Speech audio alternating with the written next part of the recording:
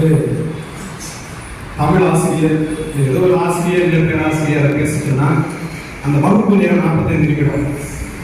அது அவங்களுடைய உடம்புக்குள்ளே ஒட்டி இருக்கும். நீங்க என்ன பண்ணாலும் அது ஒன்றும் செய்ய முடியாது.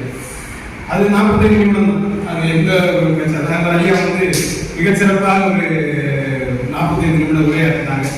45 நிமிட உரையை கேட்ட உடனே வகுப்பு மாணவர்கள் நம்ம என்ன ஆகும், கொஞ்சம் ஒரு மாதிரி அவங்க என்னதான் பேசுகிற பாடமாக இருந்தாலும் ஒரு சின்ன இதாயிடும். அடுத்த பீரியட் பார்த்தா என்ன கூப்பிட்டு திரும்பவும் அவங்களுக்கு காலத்துல அடுத்த போறதை அவங்க யோசிச்சுட்டு இருக்கும்போது ஒரு பிடி பீரியட் திடீர்னு வந்தது மாதிரி நம்ம ஜூனிஸ்டராக நல்ல ஒரு பிடி பீரியட் ஒரு பாடத்தை நான் சபையை கொஞ்சம் கலகலப்பா ஆகினதுனால சரி ஒரு காலைக்கு நான் பேசி ஏதோ ஒன்று உள்ள போயிருவோம் அப்படின்னு இருக்குது. நான் வாத்தியார் எதுவும் கிடையாது. நம்ம நண்பர்கள் எல்லாமே தேநீர் இடைவேளை மாதிரி தேநீர் குடிக்க எவ்வளோ நேரம் ஆகணும் அந்த நேரம் தான்.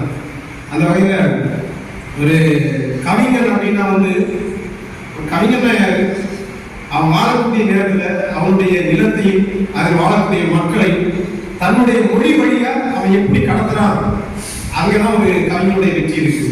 லியோன் சசி என்பவர் ஒரு நெய்தல் நிலத்துக்காக ஒரு நெய்தல் நிலத்தை பற்றி அதில் வாழக்கூடிய நெய்தல் இன மக்களாக மீனவர்களை பற்றி தன்னுடைய மொழி அவரே சொல்லிட்டார். நான் கடலின் சாயத்தை எடுத்திருக்கேன், அவனுடைய பேனா மைய கடலையே எடுத்திருக்கேன், அந்த கடலின் மையை எடுத்து அந்த நிலத்தையும் அந்த மக்களையும் பற்றி நான் கவிதையா தந்திருக்கேன். அது சில மனமில்லாத பதிவு சொல்லிட்டு அவர் தந்திருக்காரு. அப்படி தந்திருக்காரா அப்படின்னு ஆய்வு செய்வதுதான் இந்த வெளியீட்டு விழா நோக்கம்.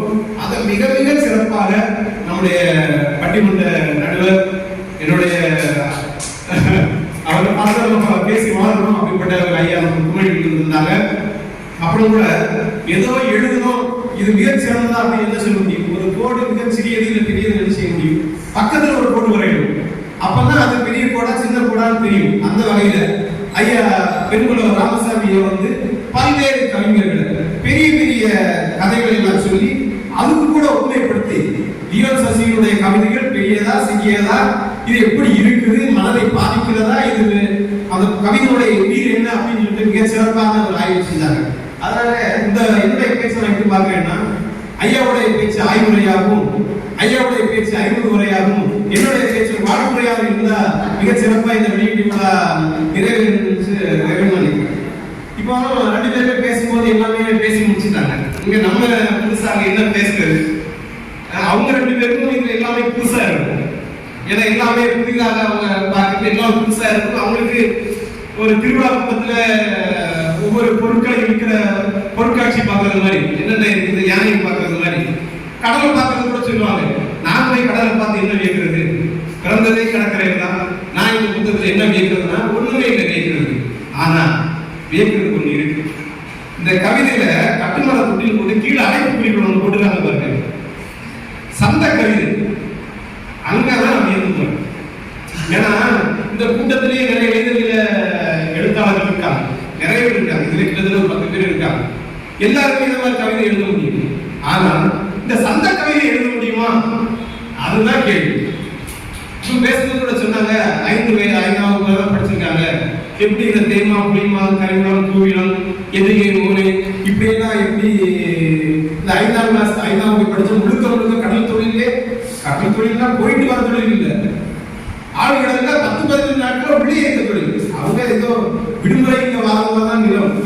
அப்படிப்பட்டவங்க எப்படி இந்த சந்த கவிதைகளை எழுதலாம்னு சொல்லிட்டு வாசிக்கும் போது அங்கதான் உங்களுக்கு ஆச்சரியப்பட்டு எப்படி இப்படி எழுத முடிஞ்சது அப்படின்னு சொல்லிட்டு அங்கதான் இந்த கவிதை நான் சொல்லல நிலத்தையும் மக்களையும் எப்படி தன் மொழி வழியாக கடத்தலாம் அப்படின்னு சொல்லி பார்க்கும்போது அந்த முதல் கவிதை, அந்த கவிதையை என்னால் தாண்ட முடியாது. மொத்தமே 6 இருக்கு. மொத்தமே 6 முதல் கவிதை தாண்டவே முடியாது. சந்த கவிதையும் உண்மையிலேயே பாருங்களேன், தமிழ் வாழ்க்கை எழுதுகிறார். மும்முறை கடல் கொண்டு இந்த தமிழை அமைச்சிருப்பாரு. மும்முறை கடல் கொண்டு முச்சங்கமே அணிந்தாலும் முடிவின்றி இக்கணமும் மூச்சோடு வாழ்கின்ற மூத்த தமிழ் தாய்மொழிக்கு முதல்வனார். இது ஒரு 6 வரியில தமிழை ஏதோ பாடிருக்கான் அப்படிங்கிற மாதிரி நமக்கு தோணும். ஆனா உண்மையிலேயே தமிழை எத்தனையோ பேர் தமிழ் தாய் வாழ்த்து பாட்டுட்டாங்க. சரிதானே? ஏகப்பட்ட கவிஞர்கள் தமிழ் தாய் வாழ்த்து பாய்ந்தமா 22 பாடல் பாடிக்கிறார் தமிழை வாழ்த்து. சரியா? ஆனா இவர் பாடுறது முக்கியமா இதில் நான் பார்த்த விஷயம் என்னன்னா, தமிழை எப்படி எல்லாம் வாழ்த்தலாம். சரிதானே? சுத்தமந்த பாரதி எப்படி வாழ்ந்துருக்காரு ஐயாவுக்கு தெரியும். காதலியும் குண்டலமும் கைக்கு வளையாமதியும் கருணைவார் மீதுரை சிந்தாமணியும் வெள்ளடையில் தேகளையும் சிவபாரிக்கும் போதுரை பூந்தாமனையும் புரிய சுமி நீதியுரை செங்குவலாய் திருக்குறளை தாங்கும் தமிழ் மீது வாழ்க. தமிழை ஏமாற்றான் ஏன்னா சிலப்பதிகாரம் சிதாமணி இருக்கு அது இருக்கு இது இருக்குன்னு அவர் வாழ்ந்தார். தண்ணி அவர்கால எப்படி வாழ்ந்தது? கோங்கிலே வந்து உயர்ந்தோட்டோட விளங்கி ஏற்படுகிற ஞானத்து இவ்வளவு மற்றும் ஆர்வற்றும் எங்கதிலும் ஒன்று ஏனையது தண்ணீர் இல்லாத தமிழ். தமிழை ஏமாற்றான் ஏன்னா தமிழ் வந்து சூரியன் மாதிரி சூரியன் உலகின் இருளை போக்குகிறது, தமிழ் மன இருளை போக்குகிறது. அதனால தமிழ் வாழ்த்துறேன் அப்படின்னு தமிழ் வாழ்த்துறோம். ஆகவே சொல்ல வேண்டாம் இனிமை தமிழ் மொழியாவது எவருக்கு இன்பம் தருபடி வாய்த்தனாவது கனியை பிடித்த சார்ந்து அவன் பாடுறான். பாவைகள் என்ன பாடுறது வாய்ப்பு சொல்லிட்டாங்க. இது செந்தமிழ் நாடுகள் போதிலே இப்ப தேர்வு வாயில். இப்படி ஒவ்வொரு கவிஞரும் தமிழை வாழ்த்தும் போது ஏதோ ஒரு காரணத்துக்காக வாழ்த்துறாங்க. இவர் என்ன வாழ்த்தும் போது முக்கியமான காரணம் தெரியுமா? முன்முறை கடல் கொண்டு முன்சங்கம் அழிந்தால் கடல் கொன்ற அளவுதான் தமிழ் சங்கம் இருக்கு. மும்முறை கடல் கொண்டு தமிழ் சங்கம் அழிந்தால் முடிவின்றி இக்கணமும் மூச்சோடு வாழ்கின்ற இந்த மூச்சோடு வாழ்கின்றதுதான் முக்கியமானது. ஏன்னா இந்த கடல்ல இருக்கவங்களுக்குதான் அந்த மூச்சினுடைய முக்கியத்துவம் தெரியும். ரியல் சசி கவிதைக்கு உள்ளாகவே இந்த குறியாடி பற்றி ஒரு கவிதை எழுதுகிறார். என்னதான் மூச்சு கடல் முன்னாடியே மேல வந்திருப்பான்னு மத்தவங்க சொல்லிட்டு போனாலும் சரி பிடிச்சிடலாம்னு கடைசி மூச்சுலையும் பொருள் தேடிட்டு இருக்கும்போது அந்த மூச்சு எடுக்க முடியாம உள்ள போனவங்க இருக்கான் அப்படின்னு எழுதுகிறார். அவரு எழுதுற தமிழ் தாய் வாழ்த்துல முடிவின்றி இக்கணமும் மூச்சோடு வாழ்கின்ற இன்னமும் அந்த மூச்சை பிடிச்சிட்டு வாழ்ந்துட்டு இருக்காங்க. கடல் கொண்டு அழித்தாலும் மூச்சோடு இருக்காங்க. தமிழ் அதனாலதான் நான் வாழ்க்கிறேன் அப்படின்னு சொல்லி வாழ்க்கிறார். இது எந்த வாழ்க்கை தெரியுமா? இதை வந்து நம்மளுடைய தமிழ் தாய் வாழ்க்கை. நம்முடைய தமிழ் தாய் வாழ்க்கை நீராறு கடலெடுத்த அந்த நீராறு கடலெடுத்துல இடையில ஒரு 4 வரியை உருவாங்க தெரியுமா? அந்த கவிதை இந்த கவிதை அந்த கவிதை இடையில ஒரு கவிதை தெரியுமா?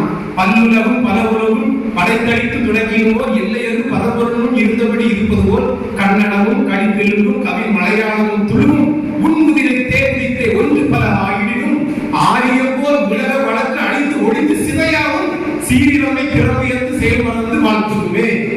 இப்படி தமிழ் பல்வேறு மொழிகளா என்றாலும் ஆரியம் வந்து கடவுளை வந்து அழிஞ்சு ஒழிஞ்சே போயிட்டு ஆனால் இப்பொழுதும் இளமையா சீரிழமையோடு வாழ்ந்து கொண்டிருக்கும் தமிழே உன்னை வாழ்த்துகிறோம் சொல்லிட்டு எப்படி ஒரு மனோன்மணியம் சுந்தரனார் பாடினாரோ அதுபோல இந்த தமிழ் தாய் வாழ்த்து நான் பாடினா எல்லா கவிஞர்களும் தமிழை எப்படி வாழ்த்தினார்கள் என்று நான் பேச முடியும். ஆனா இதுக்கு அந்த நேரம் சூழ்நிலை இல்லை. இருந்தால் இந்த தமிழ் தாய் வாழ்த்து 6 வரிக்குள்ள அவர் இந்த 6 வரியில் 60 வரி கூட எழுத முடியும்.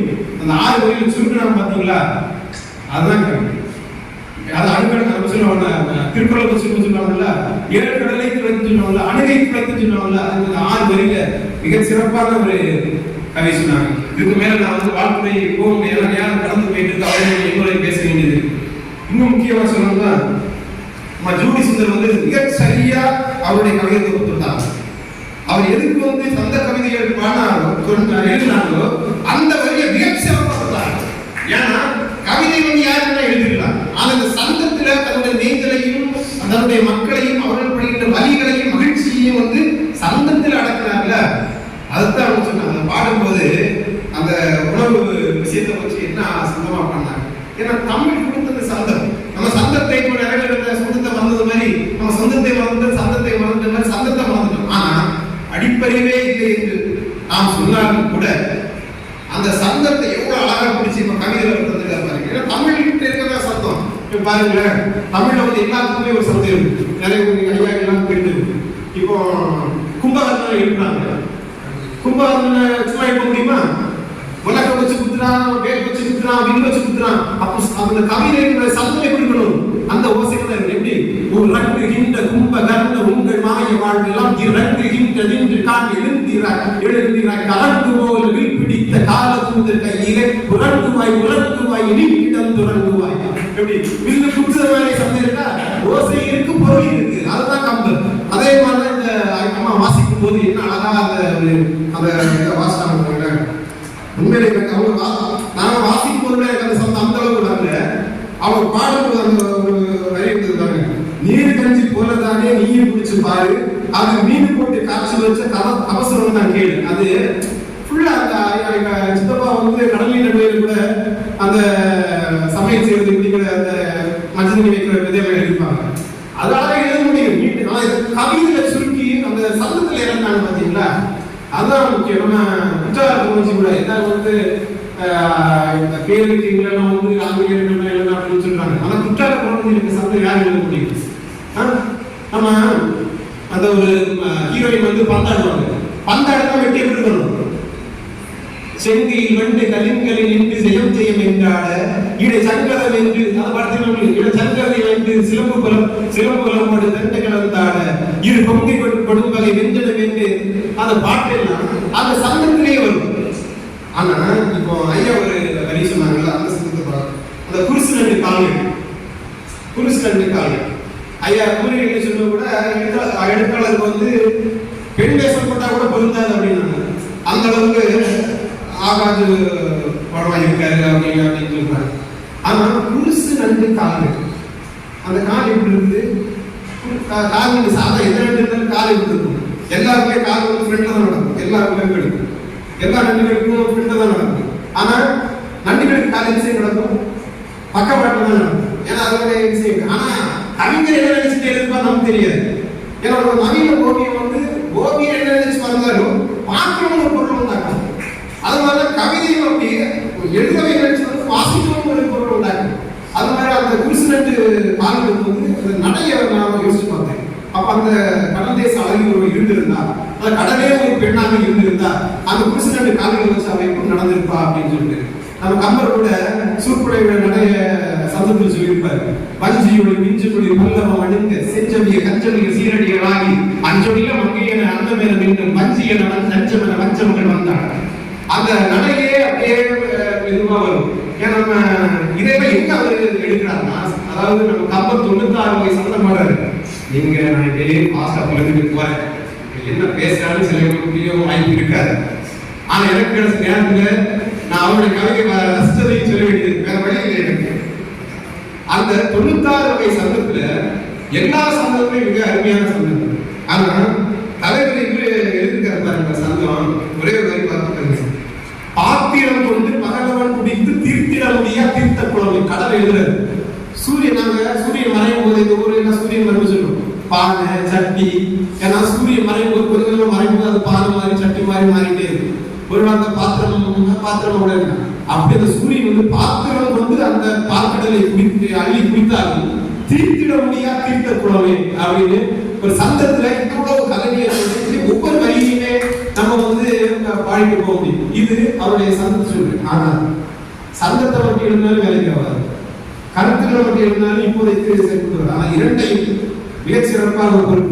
இன்னும் அந்த படிப்பறிவு இல்லாத ஏழை இந்த டிஜிட்டல் மீடியா சொன்னாங்க, அது உண்மையிலேயே அதனால பாதிக்கப்பட்டவங்க தான் எழுத முடியும். இன்னைக்கு நான் ஒரு வார்த்தையாளர் இருக்கேன், என்ன புரிஞ்சுக்கவே முடியாது. என்னடா கேள்வி விஷயம் இதை ஒரு கவிதை எழுதிச்சு புரியாது. இன்னும் வந்து இந்த ஆர்எஸ்எஸ்க்கும் பாரதிய ஜனதா கட்சிகளுக்கும் அடிவட்டியா இருக்கவங்களுக்கும் அதை புரிஞ்சுக்க முடியாது. வீட்டில் அடிப்படையாது இருந்தாலும் பாரதிய மாதாக்கு ஜெயிப்பான். அந்த டிஜிட்டல் இந்தியா வந்து அந்த கவிதையை வாசிக்கும் அந்த ஒரு உணர்வு தான். ஏன்னா இன்னைக்கு நான் பிழைக்கிறேன் அதனால மக்களை கேட்டுக்கிட்டு போனாலும் பரவாயில்லை அப்படின்னு யோசிக்கிற காலத்துல அந்த திட்டங்களை மிக சிறப்பா கடற்கரையில வந்து எவ்வளவு கடற்கரை மட்டும் இல்லை, ஒரு ஏழை படிப்பறிவு இல்லாத மிக மோசமான இடத்துல இருக்க அந்த டிஜிட்டல் இந்தியா இந்த அளவுக்கு மோசமா இருக்கு அப்படின்னு அந்த கவிதை சொல்லுது. என் சமீபத்தில் கூட என் பையனுக்கு வந்து ஆதார் கார்டு எடுத்து போகும்போது என்ன சொல்றான், ஆதார் கார்டுல பேர் மாற்றணும். என்ன பேர் மாற்றணும்? உங்க பேர் தானே இருக்குது, என் பேர் தானே இருக்குது அப்படின்னா ஆதார் கார்டை நாங்க பாஸ்போர்ட் மாதிரி பேர் வைப்போம், உங்க பேரு கூடவே அப்பா பேர் வரும். ஆமா அப்படிதானே இருக்குது, நீங்க தந்தது தானே ஆதார் கார்டு இல்ல. இப்ப அப்பா பேரை கூட போடக்கூடாது, இனிஷியல் மட்டும் தான் போடணும். பேரை மாத்துங்க, 75 ரூபாய் கேட்டுங்க. சரி கெட்டியாச்சு, பேரை மாத்து. சரி சார் இப்ப என் குழந்தைக்கு ஆதார் கார்டு எடுக்கலாமா? முடியாது. ஏன்? குழந்தைக்கு உங்க கைரேகை வைக்கணும், அதனால நீங்க உங்க கைரேகையும் கருவியையும் பதிக்கணும். சரி பதிச்சுக்கணும், அதுக்கு இன்னொரு நாள் வா, 125 ரூபாய் பில்ல போடு. சரி இப்போ ஐயா உங்க அட்ரஸும் உங்க பிள்ளை குழந்தை பிறந்த நேரம் இருக்க அட்ரஸும் வேற வேற என்ன செய்யுது? ஏன்னா முன்னாடி கடி பிறந்ததுல இப்ப 4 மணிக்கு இருக்கு, அட்ரஸை மாத்து. சரி மாத்திருவோம். சரி எவ்வளவு பில்ல போடு, 125 ரூபாய் பில்ல போடு. அடுத்தது சார் குழந்தைய கூப்பிட்டாங்க சார், என்ன சார் 2 குழந்தைய கூப்பிட்டு ஒரு குழந்தைங்க ஒரு நாள் எடுக்க முடியும், இல்லைன்னா நீங்க பெங்களூர் தான் போகணும். சரி ஒரு குழந்தைக்கு போடு. நல்லாக படிச்சு 15 வருஷமா சமூகத்தில் இருந்து எல்லா விதமான அரசு அலுவலகங்களையும் போயிட்டு இருக்கு. எனக்கு 5 நாள் என் வேலையை நடக்கணும். அந்த 5 நாள் நான் வந்து யார்கிட்டயாவது கேட்டு தான் லீவ் வாங்கணும். 5 நாள் வேலையை கொடுத்து 5 நாள் அங்க நடந்து அவங்க அந்த திட்டையெல்லாம் வாங்கி இதெல்லாம் படிப்பறிவு இல்லாத ஒரு ஏழை, ஒரு வயசான, நடக்கவே முடியாத சூழல் இருக்கிற, ஐயோ ரொம்ப ஈஸி டிஜிட்டல் இந்தியா வந்தா எல்லாம் ஈஸியா இருக்குன்னு நினைக்கிறவங்க இவ்வளவு பெரிய விஷயங்களை எல்லாம் கொடுத்தா எவ்வளவு கஷ்டமா இருக்கும். இது ஒரு கவிதை பற்றி அவன் வீடு கட்டுற இடத்துல பிரச்சனை, வாய்க்கால் கட்டிருக்கான்னு சொல்லி ஆண்டு நேரம் கொடுத்து அப்ப தெரியாத வாய்க்கால் இருக்கு, வரப்பு இருக்குது, குழந்தை இருக்குது, குட்டை இருக்குது, எல்லாம் கட்டி முடிச்சு நீங்க கொடுத்தவங்க இடிப்பீங்களா அப்படின்னு சொல்லிட்டு கடற்கரை துறைமுகம் என்ற பிரச்சனை, கோரி புயல் பிரச்சனை, இப்படி ஒவ்வொரு பிரச்சனைகளையும் ஒண்ணுமே தெரியாத அரசாங்கம் சொல்லி ஒரு வார்த்தை போட்டார்கள். அந்த அரசாங்கம் யாரு? ஃபாதர் பீப்புள் பை தி பீப்புள். நம்ம தான் அரசாங்கம். ஆனா யார் யாரோ அரசாங்கம் நமக்கு எதிராக வேலை செஞ்சு நம்மளே அவங்களுக்கு கூட போய் நிற்கிற அளவுக்கு இந்த சூழல் மாறி. ஒவ்வொரு கவிதையும் நம்ம விரிச்சு பேசும்போது, அதாவது வியோன் சசி 15 நாள் இல்ல 10 நாள் கடலுக்குள்ள இருந்தாலும் அவர் மனசு முழுக்க சமூகத்துக்குடையும் மக்களுக்குடையும் பிரச்சனைகளுடையும் பின்னி பிணைஞ்சுதான் அவர் வாழ்ந்துட்டு இருக்காரு அப்படிங்கிறது அவருடைய ஒவ்வொரு எழுத்துலயே இருக்கு. எழுத்துக்கள் ஒவ்வொன்றும் வீரியமா மிக சிறப்பாக வந்திருக்கு. உண்மையிலேயே இந்த புத்தகத்துக்கு நல்ல ஒரு ஆய்வுகள் வைக்கும் போது மிகச்சிறப்பான ஆய்வுகள் உங்களுக்கு கிடைக்கும், இன்னும் மிகச்சிறப்பான பாராட்டுகள் உங்களுக்கு கிடைக்கும் என்னுடைய நம்பிக்கை. இந்த கூட்டத்திற்கு என்னை பேச வாய்ப்பளிக்கும் அனைவருக்கும் நன்றி.